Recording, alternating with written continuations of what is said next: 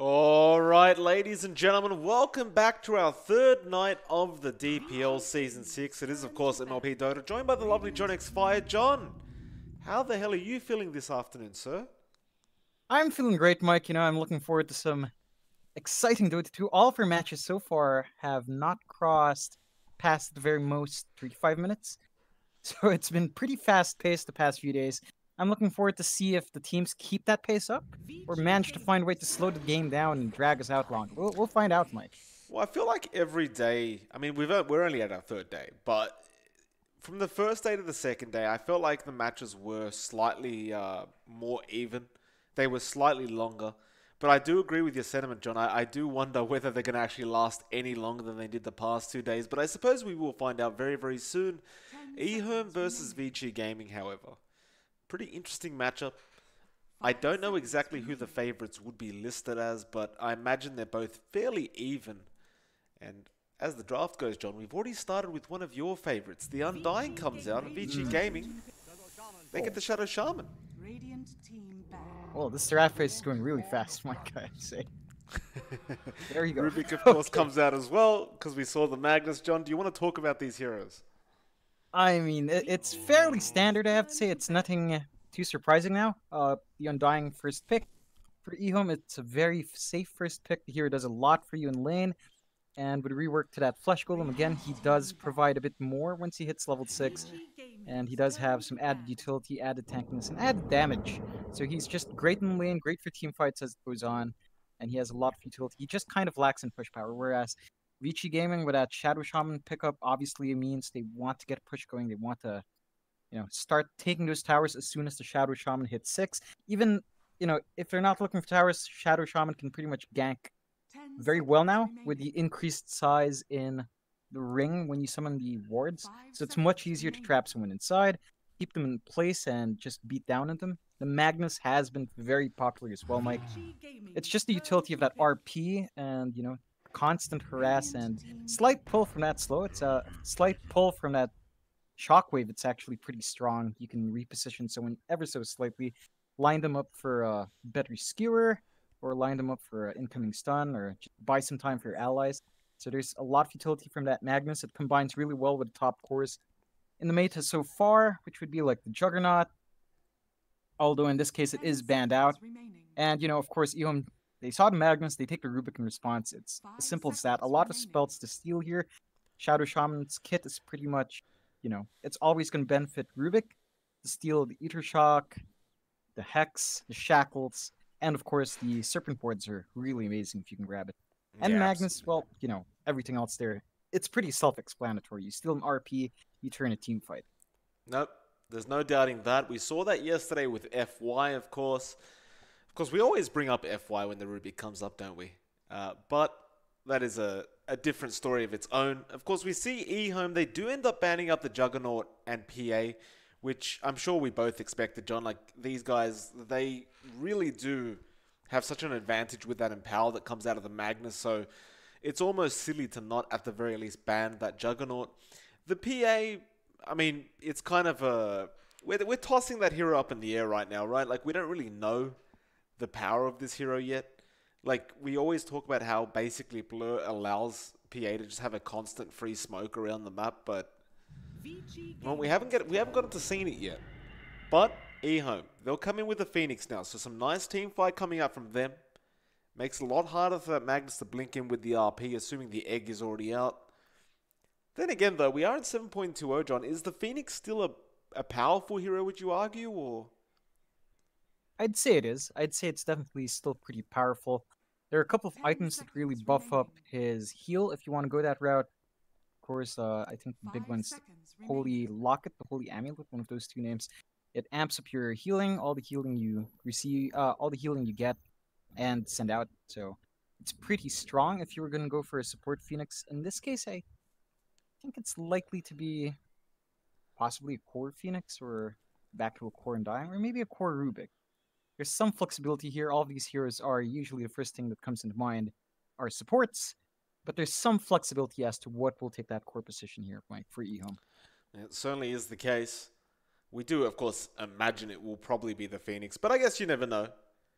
We're still, of course, I'm still sitting here with my fingers crossed, John, hoping for a core Rubik that comes out again one day. It's probably never going to happen. But, you know, a little boy can dream, I'm sure. Vici Gaming, however, 4th pick for them. We'll see what the plan is here. They are using a lot of reserve time for this, and I suppose it's because they're trying to decide who their carry will be. They do go for the PL, and we've seen this a couple times. It's still a very potent carry to have on your team. It wasn't really nerfed that hard. It doesn't seem to really take too much advantage of that in power, though, like in comparison to like a Jug or a PA. But I suppose overall, like considering the supports and even one of the cores that EHOME have right now, they don't really have a great way of actually countering this PL.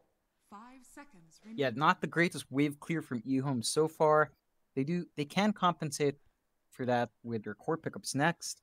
Few things I could see coming out. Maybe the Ember Spirit might make a showing here again for EHOME. That's probably the most popular one.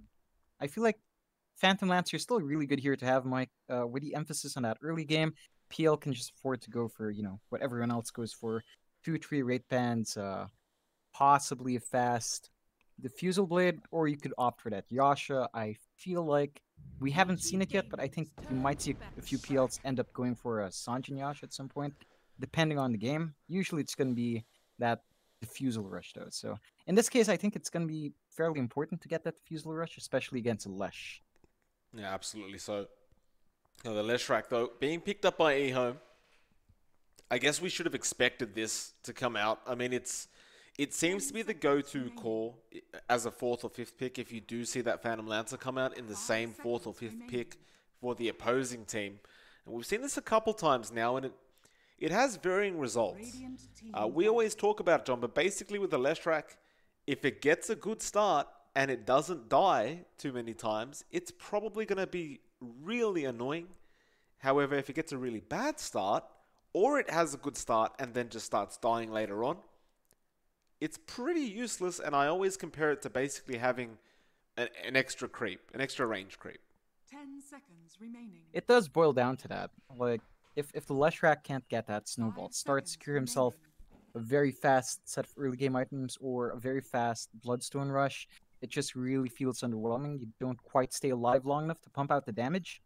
And if your timing for that Bloodstone is right when the enemy cores get that BKB, your impact will be minimal. You know, once that 10-second BKB comes out, it's very hard for you to have an impact as a Leshrac. Again, most of your damage, in fact, your entire kit is really magic damage. So you have to play around that timing where the enemy cores are still farming for that item. They're still focusing on their early stat items first. That's when you really push your power. Well, we see the DK. And John, before we go on, I'm going to take a wild guess, and I'm going to say there's a storm brewing behind you somewhere. I can hear that? Yes. I was supposed to warn you, but it was kind of quieting down. But yes, there's quite the storm here, Mike. So you might hear some thunder and light. You might hear some thunder and some strong winds on occasion. But that's living in Southeast Asia for you, Mike. My rickety house won't hold up any longer.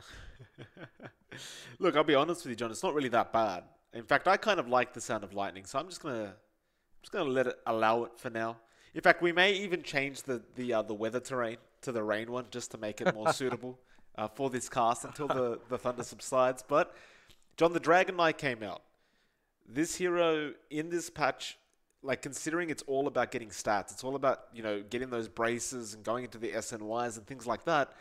This hero got a lot better in some ways. It just seems so much tankier.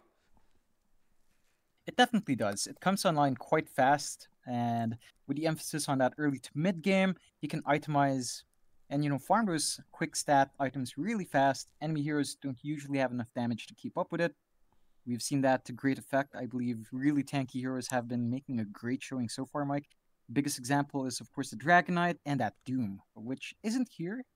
It was not picked up at all, completely ignored, but you know, it's this kind of core that can just sustain without going back and maximize its lane and be a threat just by being alive. That really make an impact.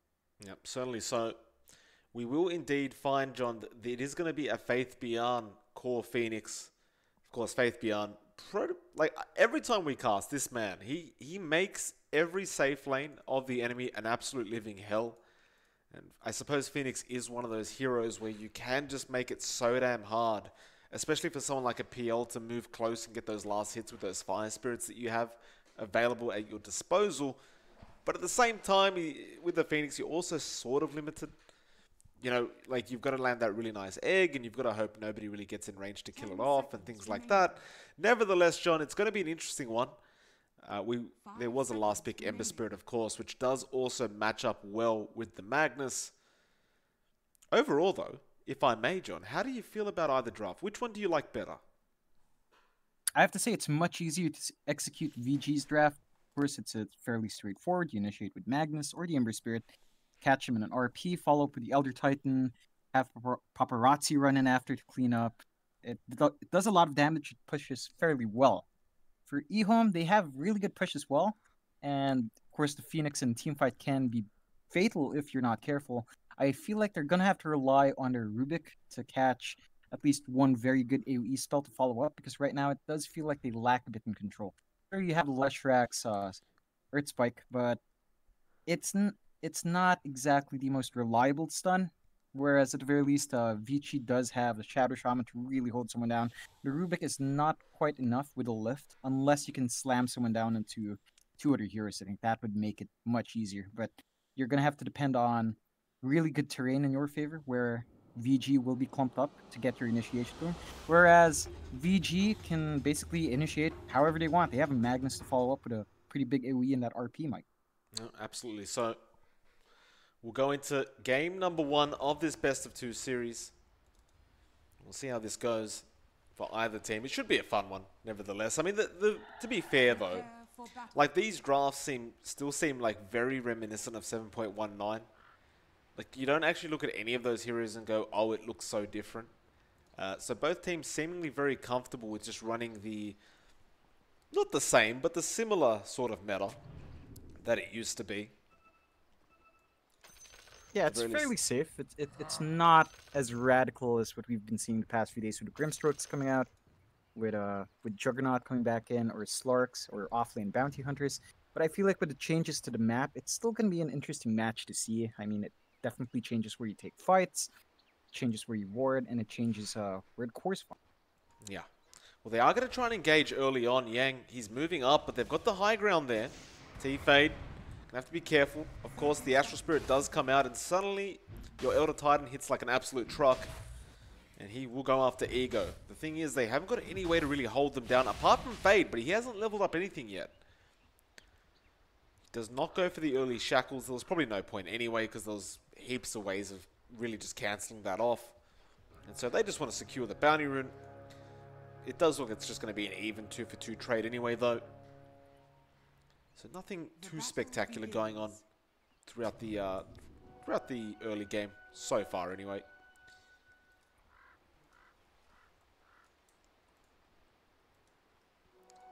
Does look like Paparazzi will be in that safe lane. He will be up against Faith Beyond again. Now this Phoenix matchup, like he's currently alone. He hasn't got any supports with him. John, I'm going to take a wild guess and say this is going to be hellish, especially with the Undying there as well. Like, now he's got the Elder Titan, but I don't know how much DY is going to be able to do about this combo.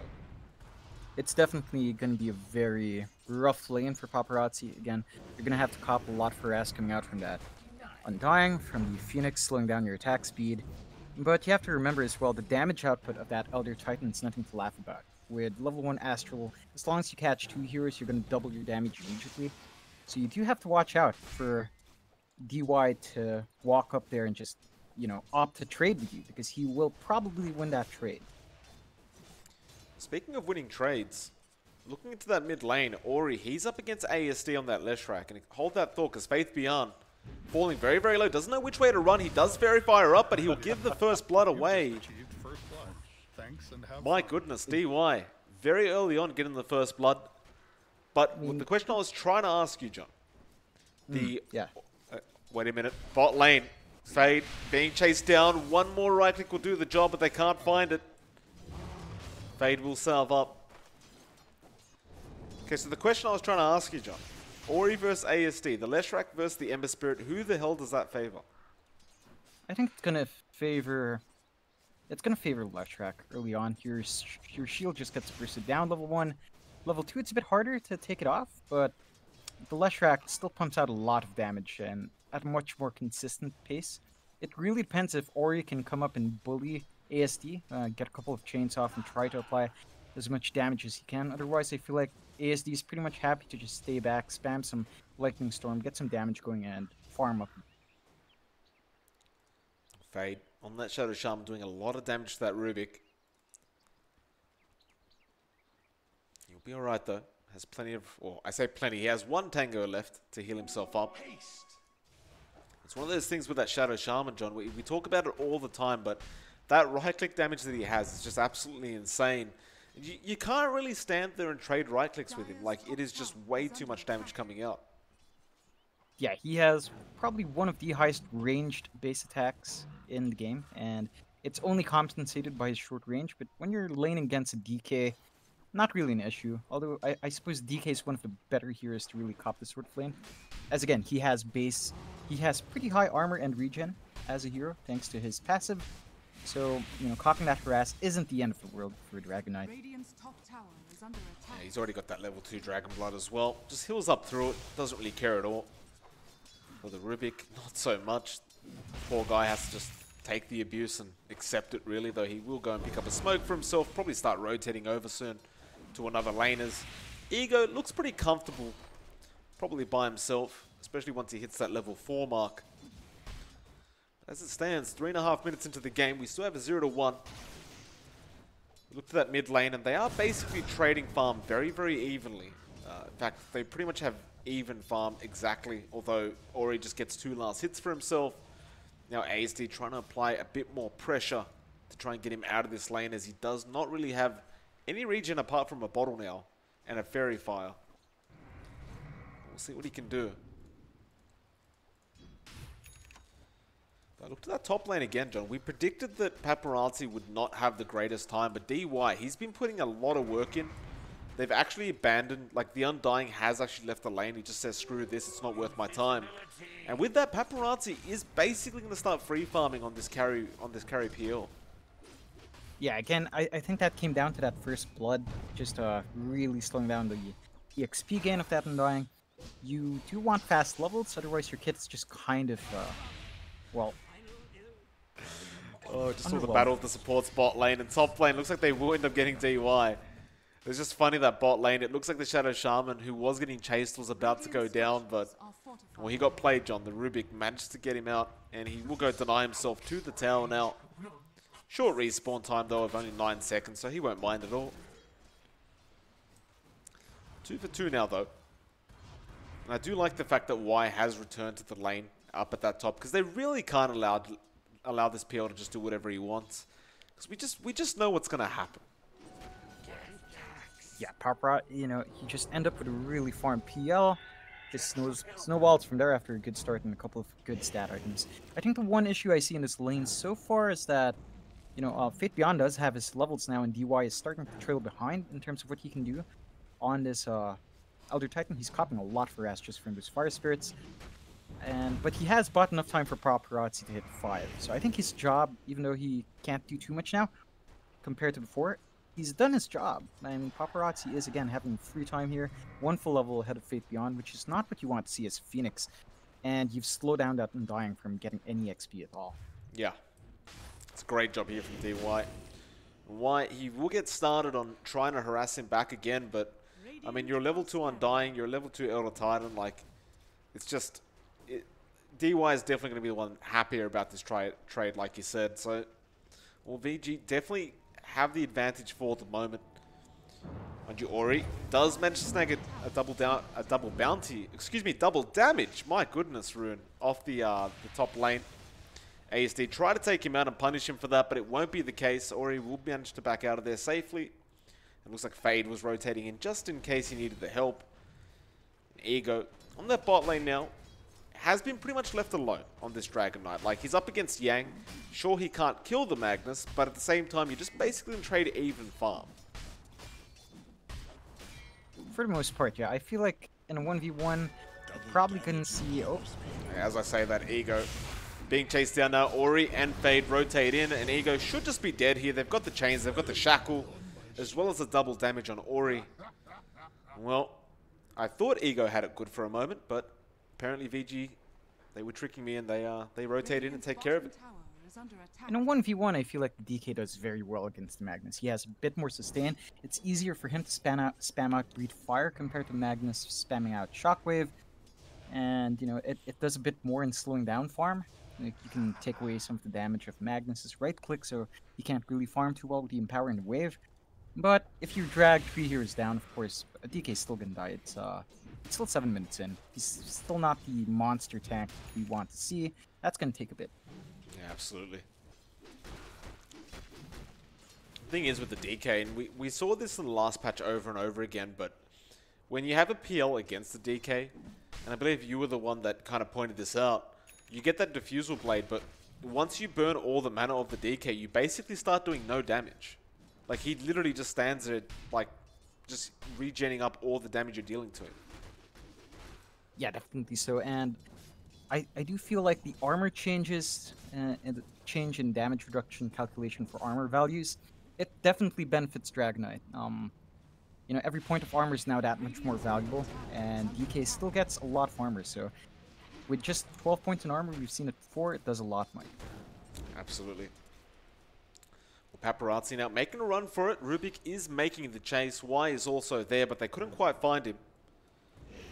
Paparazzi, top of the net worth board right now. He's sitting very happy in this lane. Fade, though, they're going to try making a gank attempt here. Faith Beyond TPing out. The chains, though, do come in from Ori, and it does look like Faith Beyond should end up dropping, and he does. Though, a full rotation coming in from EHOME. They're going to go straight onto Fade. They'll take him out easily. Now, can they find anybody else? It looks like the answer is probably no. The Rubik does not have lift available, and well, unless they get a tower out of this or some decent damage, I'm not sure how worthwhile it was to rotate everyone over. Although they are still going Paparazzi. He's stuck around, and ASD's here now. It looks like they found him, and they will take him out. He went to the small camp, John. But they knew where he was going, and they ran up the hill, and essentially, in fact, it was an observer ward that scouted him out from the Radiant end. And now it seems like it's so much more worthwhile to take that PL out. Definitely so. You want to slow that PL down. Paparazzi's had a bit too much of a free start up top, especially with DI's work on that other Titan. So taking him out is pretty worthwhile. You get that tower as well. That first Dragon form. I'd say you're doing good at EHOME. You managed to kind of just slow down Paparazzi, who, you know, if he gets ahead, he gets very far ahead. Looks like bot lane, they will be able to find the Rubik. Nice rotation from Ori, and of course Yang was already there, and they will go after this tier 1 tower now. Mind you, the tier 1 top tower was already taken by EHOME in that last engagement, so I suppose if they can get it, you could consider that somewhat of a trade. But with a Magnus like Yang, he's just going to walk out of there. I don't think he can do this by himself. Looks like Paparazzi, though, will rotate over, so they're going to have 3 heroes there to burst down this tower if they wish. But they'll leave Paparazzi there to pretty much just do it on his own slowly.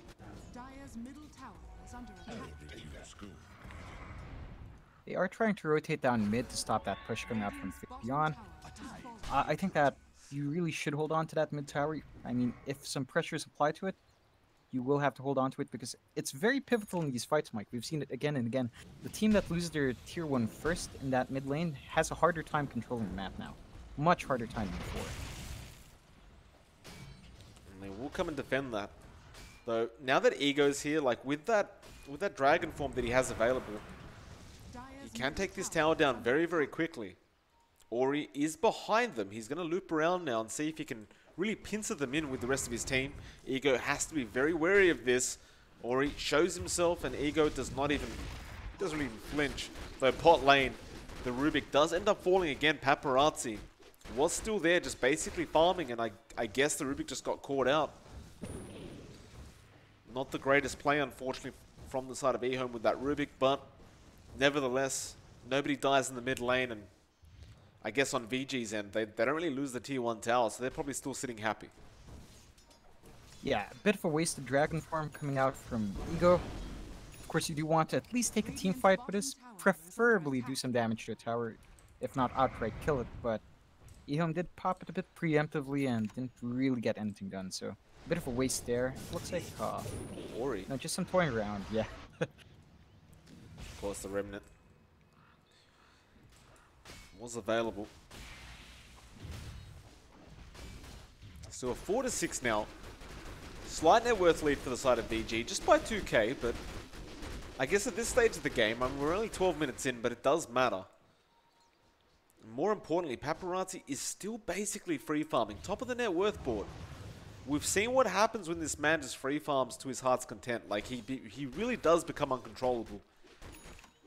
And Especially with on a Magnus PL. around, he farms even faster too, Mike. So he's just gonna accelerate from here. He's working on to his Diffusal Blade now. He has his Hood of Defiance and his 2 Wraith Bands, of course, as every carry has been going for. And he should be pretty happy. He can hold out for himself, and he probably burst a solo support if they decide to go down to his lane. We saw at the top rune there, Rubik almost going down again. He does barely manage to get out of there thanks to the help of his team. And he did actually end up stealing the Echo Stomp, which did slow them down enough that he could just walk out to a safe distance. This Rubik does have to be slightly careful. He's died a few times now. Not too many. I mean, he's 1 to 3, but Rubik is one of those other heroes that they really do rely on getting those levels up early, John. And if he dies way too many times and just stays at a low level, his impact probably won't be there. It definitely, Rubik is one of those heroes that does require a fair bit of XP as a support. I think in this game it's fine for him to kind of take the back seat because, again, you have a Phoenix who really needs that XP even more. I think that Phoenix definitely takes top priority in all the books, in clearing camps for XP or just soaking rain for EXP. You definitely want your Phoenix to hit that level 2 egg in a good time. You can force team fights easier. They've gone for a smoke with 3 of their heroes, ASD moving in as well.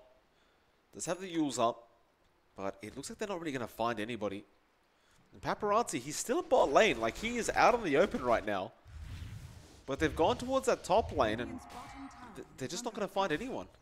It looks like they are going to try and make Ego bait for them, but Vici seem to be aware of what's going on. They'll take a tier 2 bot tower. They're drawing the line out. They want to keep going.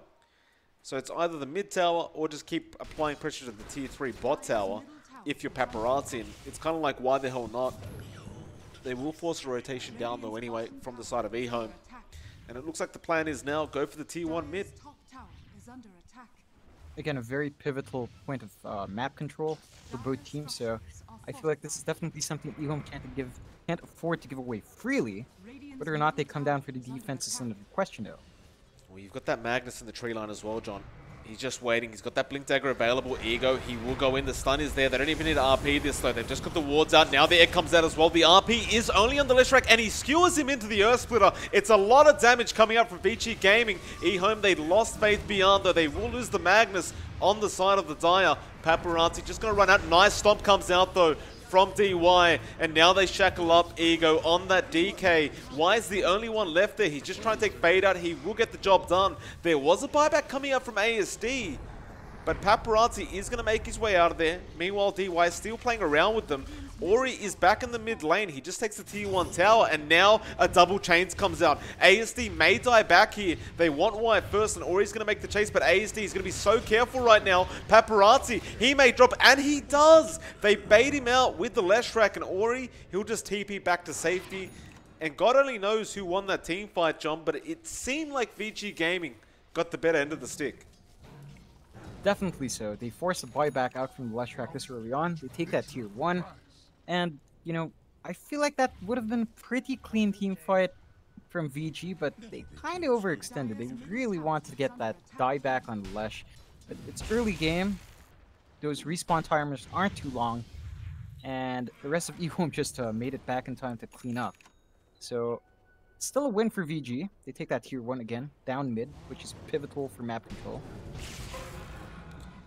Yang almost gets jumped on by Faith Beyond. He does manage to blink out before the damage starts ticking him down. Ori now just roaming the enemy jungle. He's going to run into Y. He does have the Maelstrom up now, and it's a lot more damage coming out from him. And Y probably just dead. And he is. This Ember Spirit, I mean, he's going to be a problem now, John. He's not farmed exceptionally well, but when you get this Maelstrom up and you're already level 12 Radiant's middle at the tower 16-minute is mark, under like you're attack. sitting there pretty happy. Definitely so. He can solo pick off supports just fine, no problem. Undying's still level 7. He's not really going to be posing any sort of threat, especially with Max Tombstone all alone. So there's not too much you can do as this Undying when you get picked off like that. They're going after ASD top lane. The nice split Earth comes out. Paparazzi falling very, very low though. The Earth Splitter comes in. It will not connect on anybody. ASD just trying to make a run for it. Now here comes the Flesh Golem. Paparazzi is falling way too low. He's going to keep man fighting this, but he does end up going down. And DY should be the next target to go down as well. He'll try to go for the Tombstone and he will grab it. Now Ori comes in with the rest of the team. They'll clean up Y surely and they will get him. Now the Rubik, the RP came out. Unfortunately, Dire's middle tower has Yang was a bit too late. The TP was already there from the Rubik. I mean, look, John, I think they won the team fight. It was a 2-for-3 trade, and they get the Leshrac again. And perhaps the Tier 1 tower out of this, but never going to be feeling very good if you lose that RP. tower has fallen. On the bright side, Mike, with the Rubik not being in the area, you can't get a stolen RP. That is true. So that's one positive for VG, because we've seen the power of Rubik, who manages to steal that RP and make use of it themselves. It's really strong, I have to say, Mike. You know, pretty strong, one would argue, and that is one positive for VG. I mean, they secure that tier 1. It's still the team fight they win, and you expend RP, sure. At the very least, Rubik's not there to have his own RP, so you're pretty happy. You're pretty happy overall. Yeah, I suppose so, except the fact that the Rubik was the one getting RP, John, so I feel like he probably wouldn't have gotten to steal it anyway, but I like your positivity today, sir. It's good to hear. Always looking You at it gotta on the keep it bright positive, side. Mike. Good on you, mate. Nevertheless, John, 10-15, 5k net worth lead to the side of Vici Gaming, and let me tell you, with this draft, they are just looking so much better in the late game anyway. Like, Ego's actually going for a Radiance build. That's interesting. I mean, against the PL, I guess it makes sense, as well as the Magnus. You stop him from just blinking in and out, but I don't know. It's not going to be the most amazing timing for a Radiance.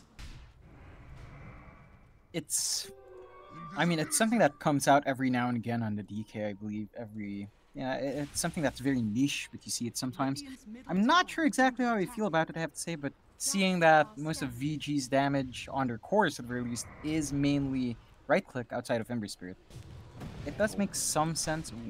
Bot lane White will get hexed up as well as the skewer, and they will find it. And the RP now available again on Yang.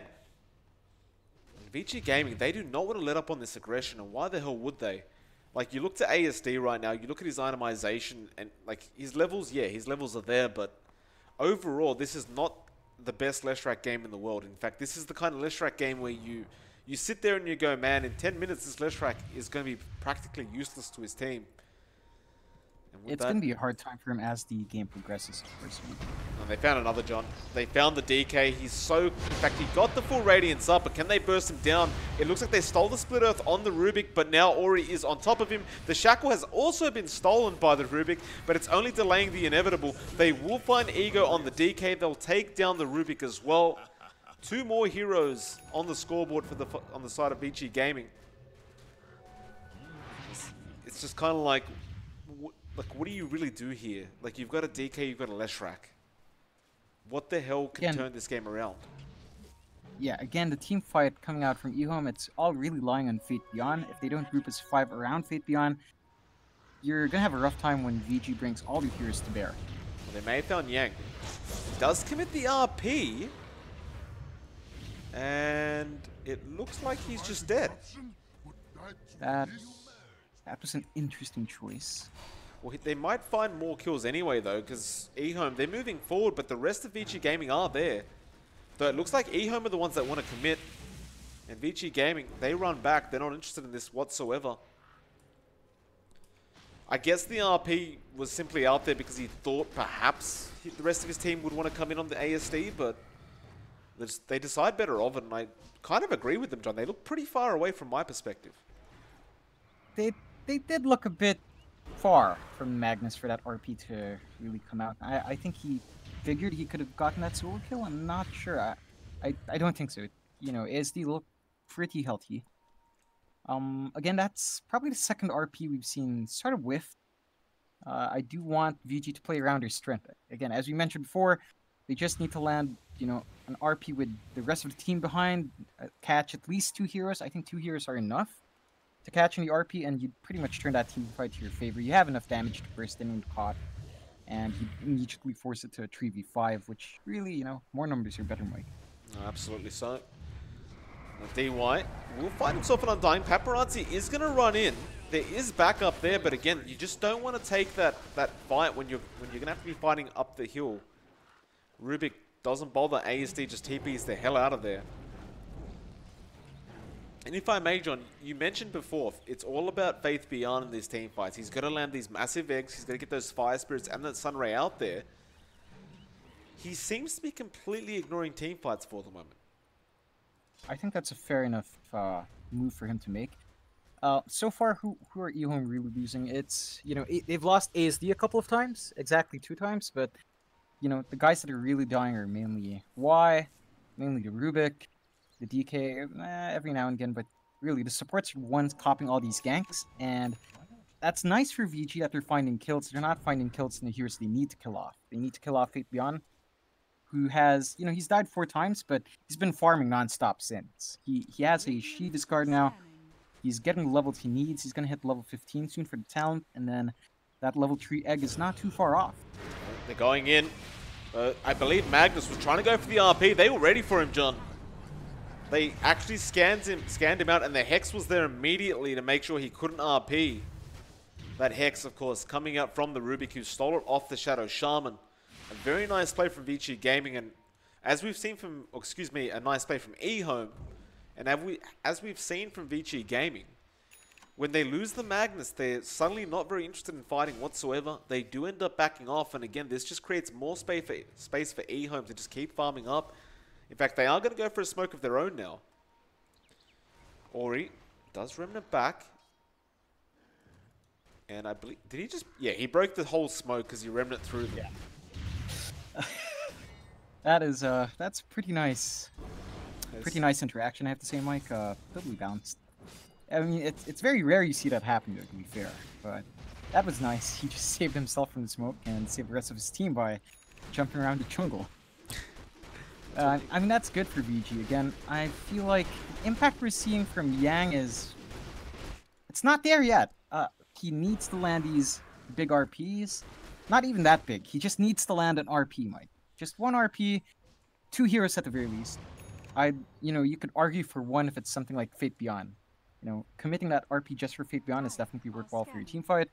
Otherwise, if you're catching anyone else, you have to make sure it's at least 2 heroes, and that's it. You have the cleanup, you have the power. You just need to stun them first, and the follow-up's all there. They are going to find themselves Y. Faith Beyond is there. They will get started, and it looks like Fade will actually be the victim here. Again, he had a couple of heroes behind him to help out, but they just were not interested in initiating. So, even though Vici Gaming are substantially further than what EHOME are, it seems like they are the ones that hesitate when they have the chance to initiate. Does look like that. Maybe that came down to the fact that Ori was on the other side of the map. Sure, Paparazzi was sort of nearby. I guess they were scared that it's going to be a full-on 5v5 without the Ember Spear. Well, speaking of Ori, John, they've just completely lost him. And that was a wicked kill streak going in the way of ASD of all people, so you just gave him 800 gold. Now DY, being chased down, will be alright, but...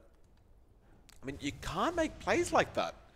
Vici Gaming, I mean, they're splitting up now, whereas before, like 5-10 minutes ago, you saw them sticking as 5 constantly, just smoking around the map, making rotations, and just not letting any of EHOME get on top of that net worth. But now you look at ASD, suddenly he's climbed back up. You look at Ego on that DK, suddenly he's back up, and even Faith Beyond.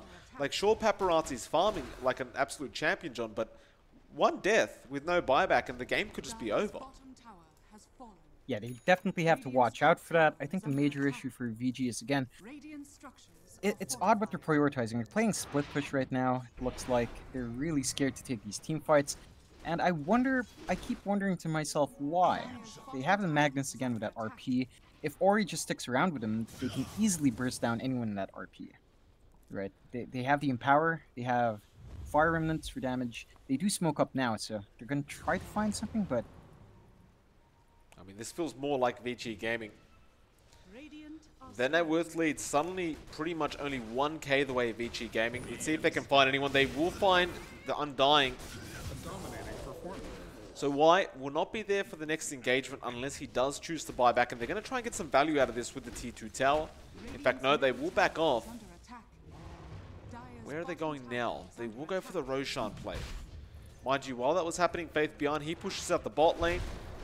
Roshan going down decently fast thanks to the Serpent Wards, but I feel like EHOME are going to have enough time to respond to this, and they are coming in. The egg is available as well. You've got to watch for that RP still if the Magnus does throw it out and doesn't throw it out properly. Yang, the Undying, will buy back. Now the DK in the middle of all this, they will hex him up and they want to back off. The Sunray is there, just healing up Ego. Ori, not interested. Those Serpents are still bursting down the Roshan. It's only got 2k HP left. It looks like Yang is waiting for the right moment to RP. It could just be there right now, but he doesn't go for it. Waits out. The stomp is nice. Now the egg comes out. RP still not coming out here. Now it comes out, but it really only was onto 2 heroes there. Where's the chains? Where's the remnants? They come in. Yang is copying a lot of damage though, and he does end up falling. Mind you, he did pick up the Aegis though. Paparazzi also falling very, very low. Yang just trying to make a run for it. Ori as well trying to get out of there. Shackles is there on Ego on that DK, but he's pretty darn tanky, although they are hitting pretty hard and they will find the pick off. Not a bad play at all. Vici Gaming, they actually managed to get out without any losses. And in fact, if they found more, well, that was the Rubik. He finds Paparazzi, but that's not the person you wanted to go for if you're the Rubik, although Doppelganger has been stolen as well. He's juking them out. It's not going to be enough though. Vici Gaming all over it. Not only do they get the Aegis and lose it straight away because Yang had to pick it up, but they will find 3 nice pickoffs, John, and potentially a T2 tower now. Yeah, it's going to be pretty simple to push out. The Undying did have to expend his buyback. ASD gets baited in by Yang on that Magnus. And now look at this, Vici Gaming. This is the team we saw 10 minutes ago. They just rush in, they burst them down. I mean, this is more like it. Vici Gaming are looking fantastic now. They've got the groove back, they've got that momentum back. And suddenly, that net worth lead that was, you know, gone back down to 1k, it's back up to 5k. Yeah, nice little bounce back for VG. I have to say that teamfight in Roche felt a bit messy. It just felt a bit odd, time with the RP coming out right as the Supernova was about to end. But I guess, you didn't really lose anything, you just lost the Aegis, so what? You still took it for yourself, and you managed to clean up the teamfight afterwards. You take a tier 2 as well. You have to be pretty happy as VG, and as EHOME, you might be a bit frustrated. Faith Beyond, I felt he had a pretty good dive. He held onto that Nova. The rest of the team didn't really follow up when they had that pretty decent start. They were a bit too far behind to really do anything, and it gave VG enough time to really prepare. Well, it did feel like Vici Gaming, like they certainly look like they made a few mistakes in that Roche fight as well, but like you said, like EHOME just weren't willing to really make something of it. You constantly saw 2 or 3 heroes grouping up near each other, and I mean, Yang, it was only a matter of time before he decided to jump in and RP somebody. They will go for a smoke now on EHOME. They've got to turn something around. They are falling way too far behind. Do they find anybody, though? They see a remnant from Ori. It looks like they're just going to camp that remnant and hope that he makes the remnant back, but well, they'll give up on it. The smoke wears out anyway. And it looks like Vici Gaming are going to move their way down to that bot lane. Start pushing that out again. And I mean, really, there's only 1 tier 2 left on the map for EHOME. So you're certainly going to be feeling like you can knock on those tier 3 towers very, very soon if you're on the side of Vici Gaming.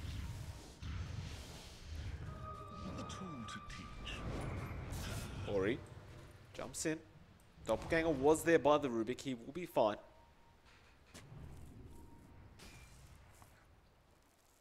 And it looks like EHOME just going to back off the safety for the moment. Radiant's bottom tower is under attack.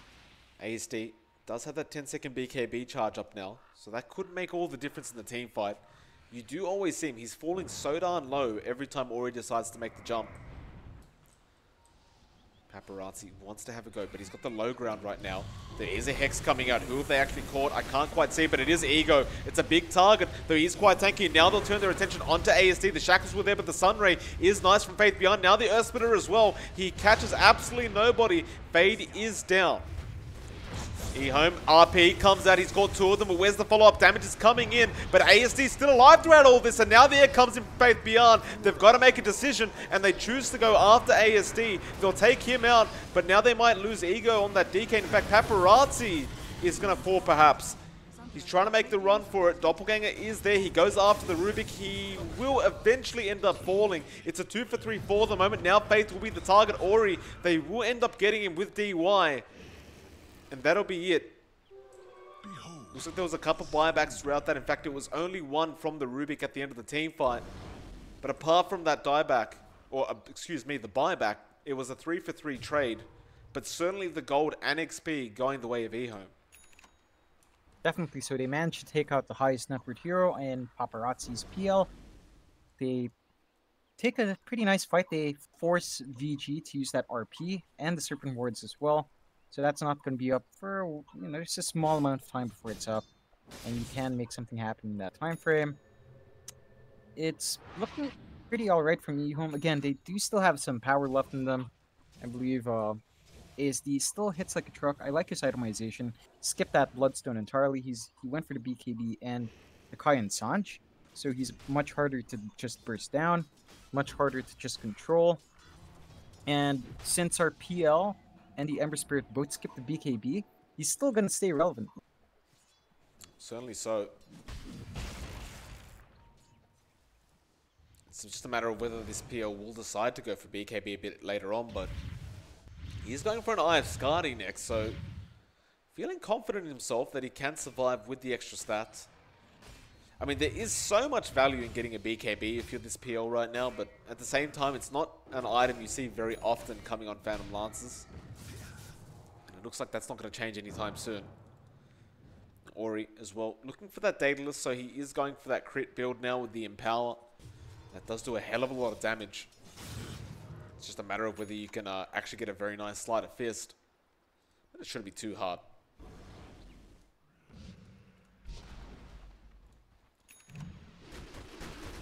This is probably shaping up to be our longest game so far, Mike. We are hitting the 34-minute mark, so hey, it looks like we might be able to reach 40 minutes if the pace is, you know, constant like this. Yeah, would you believe it, John? Yeah, would you believe it? The draft is similar to the old meta, and it's lasting longer than the new meta. Of course it would, right? I mean, who figured? I didn't figure, Mark. I'm just a dummy. No. Smoke may come out, and it will. So Vici Gaming, if they can win a big team fight right now, I don't believe there's many buybacks available. In fact, the only buyback available on the side of EHOME is Faith Beyond. So if they win a team fight, you're basically potentially looking at 1 Rax. Why? Gonna get the jump. And, well, he Glimmer Capes, but he is almost certainly dead. Like Paparazzi just forgets about him. Ori takes the kill, takes the Tombstone as well. Can they find anything else out of this? Doesn't look to be the case. This is the one issue I see with VG's rotation so far. Again, they are ahead in kills by, you know, 17 to 29, so 12 kills ahead. The issue is, all those kills are on the Undying, on the Rubik, for the most part. They're not really killing off ASD too much now. Faith Beyond's only died twice since we last checked up on his KDA.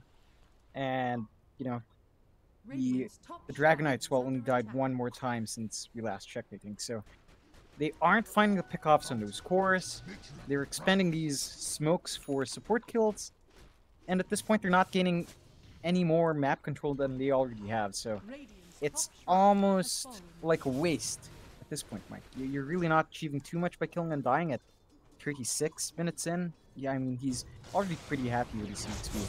RP committed mid lane, though the egg comes out, and mind you, Faith Beyond, he has a refresher orb right now.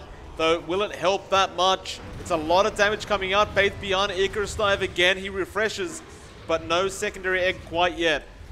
They have lost the DK. It's a substantial amount of damage and tankiness going out, and he doesn't have buyback available. Now why?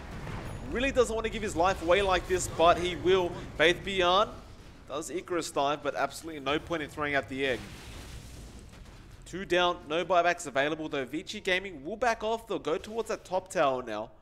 And so it does appear that they want to get that final tier 2 before they go for any high ground pushes. It's a very patient and sort of calculated play from VG. I felt like that RP did feel like it almost felt like waste, but the fact that they found follow-up in at least taking out Undying again, it does open up the map for them just a bit. Unfortunately, that tier 2, their creep wave isn't quite there yet, so they're probably not going to be able to clear it out before Dragonite respawns. He's probably going to be respawning right when that tower is going to be hit, I feel. So I'm not sure if they're going to be able to take an objective off of that. Maybe start to ward around Roshan. You can try to secure that because it is up, and that is with the cheese now. So it's something to consider. It certainly feels like they could have probably done at least some chip damage to that mid-tier 3 tower. Like you said, like they get 2 heroes with no buyback available, one of them being that core DK, and you just get nothing out of it. So if they get ASD right now, that could be massive. He's all alone. Shiver's Guard is there, but I don't know how much it's going to help. Now why he will come in Soul Rip. He's trying his best, but he can't keep ASD alive. Mind you, he does have buyback. Why? About to drop, he will end up dying. Faith Beyond will not throw out the egg for this. And it looks like they will stop the fight. EHOME still being chased though. The Hex comes out of Fade, and again they have found the Dragon Knight. Ego, he needs to survive this. The egg is out there trying to help him out. Ego tanking through so much. The BKB as well. But still that right click damage, it will be enough from Paparazzi. And now there's 4 down. ASD finally buys back, but the RP was there on Faith Beyond. He actually used his gold on the Refresher Orb rather than saving for buyback, John. And that's GG. They call it. Vici Gaming. It took them long enough, but 38 minutes in, they do get the GG call. Probably the longest game in this tournament so far, Mike, and it is for VG. I mean, they played it pretty darn well. I'd have to say very conservatively, but, you know, they slowly chipped away at EHOME, took one team fight here, one team fight there, and they kept the aggression on the map, even though they weren't finding the kills they wanted to. They still managed to find some kills, and that's still some that where it forces EHOME to think about where to go next and play a bit carefully. I felt like in the end, EHOME probably played much, much too safe compared to VG, which was already pretty conservative. And, you know, because of that, VG does come out on top. 18 to 36, 16k net worth lead for VG at 38 minutes in. Our longest game so far still doesn't quite cross that 40-minute mark, Mike. Well, we'll move into our game number 2, ladies and gentlemen. Of course, it is a best of 2 series. So we're back. We'll see how EHOME responds with their next draft and their next play. Or if Vici Gaming, of course, may just be able to take this 2-0 and probably shock us a bit, honestly. Because, like I said, there's no real favorites here, I don't think. But that was somewhat convincing from Vici Gaming, I feel. But we'll be right back in just a moment, guys. Won't be too long.